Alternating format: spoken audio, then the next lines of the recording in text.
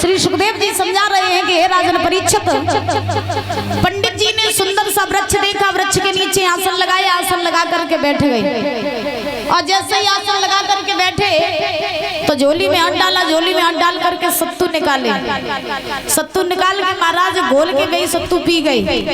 अच्छा, पहले के संत महात्मा जो होते थे वो अपनी झोली में परमानेंट सत्तू ही डाले रहते करे हैं, डाले रहते थे कि नहीं। और दादा पहले के बुजुर्गों का भी यही भोजन होता था, क्या कि सुबह उठे और सत्तू मड़ के खाए लो, एक लोटा मठा पी लो, सब दिन खेतन पे हल चलाओ। और आज के जमाने में तो चलो चाय ना मिला तो ना भुरारो ही ना हो। सही बात है कि नहीं है दया भैया? आज के जमाने में चलो चाय और कॉफी ना मिले तो ना भुरारो ही ना हो। तो पहले के जमाने में चलो मठा ना मिला तो दूध ना मिला तो ना महाराज ताकत ही नहीं आती। सही बात है भैया? हम तो लोगों को ज्यादा सा देखते हैं कि चाय ना मिला तो लोग जकात मेरे तो मूड में पी रहा हूँ लगत बिना चाय के।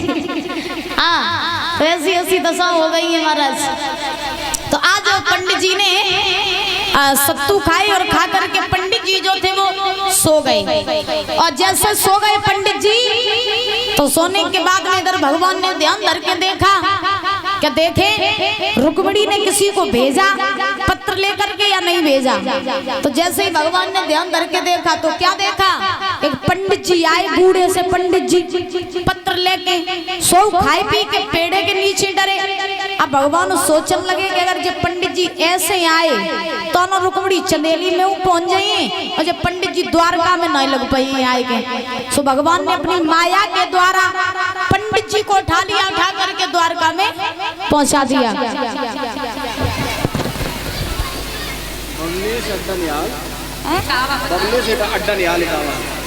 बबलेश अड्डा निहाल इटावा से 5 लोगों को माला और स्टाफ को 20-20 रुपया। ये 5 लोगों को माला पहना सम्मानित कर रहे हैं और हमारे समस्त स्टाफ को 20-20 रुपए दे सम्मानित करने के जो तालियां बजाएंगे। भगवान से कामना करेंगे सुख शांति प्रदान होती रहे, धन के भंडार भरे ना यार, इच्छा पूरी होती रहे, समाज में पद प्रतिष्ठा बनी रहे। भगवान से कामना ही आराधना है। बोली भाग्य बिहारी लाल की, बोली राधा रानी सरकार की जय जय श्री राधे श्याम। तो आज भगवान ने अपनी माया के द्वारा पंडित जी को उठवा लिया, उठा करके द्वारका में पहुंचवा दिया।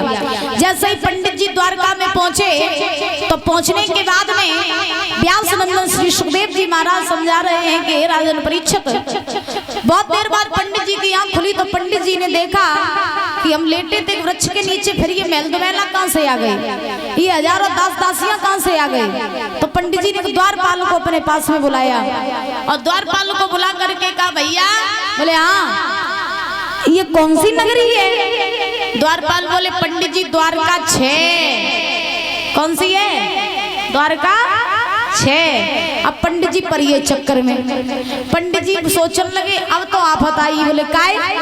पंडित जी सोचने लगे इन तो एक द्वारका ना ढूंढी जा रही है और इन तो 6 द्वारका हैं। अब पता कैसे करें के वो द्वारका कौन सी है जो रहने वालों कन्हैया है। अब पंडित जी ने द्वारपाल से पूछी भैया, बोले हाँ कन्हैया कहाँ है? कन्हैया द्वारपाल बोले पंडित जी कन्हैया 6 कन्हैयू 6। अब पंडित जी सोचने लगे अब बना चक्कर में पर ये 6 द्वारका 6 कन्हैया, अब पता कैसे करें रुक्मिणी वालों कन्हैया कौन से हुए। सो अब द्वारपाल सोचने लगे, द्वारपाल ने पंडित जी से कही तुम प्रभुया हो? पंडित जी बोले है तो सोही। तो द्वारपाल बोले तुम्हारे तक कही जात है, हमारे तक कही जात 6। और गुजरात में चले जाओ तो गुजरात में है को 6 बोलते हैं।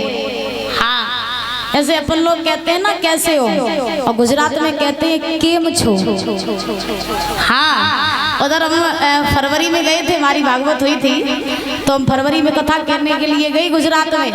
अब यहाँ में और वहाँ में बहुत फर्क है दादा, शायद कोई गए भी हो वहाँ। अपने यहाँ अपने क्षेत्र में और गुजरात क्षेत्र में जमीन आसमान का फर्क है परिचय। हाँ, अपने यहाँ तो नॉर्मल भाषा बोलते हैं, अपने यहाँ की भाषा वो नहीं समझ पाते, उधर की भाषा हम लोग नहीं समझ पाएंगे, ऐसा फर्क है। तो आज ध्यान रखना, व्यास नंदन श्री सुखदेव जी महाराज समझा रहे हैं राजन परीक्षित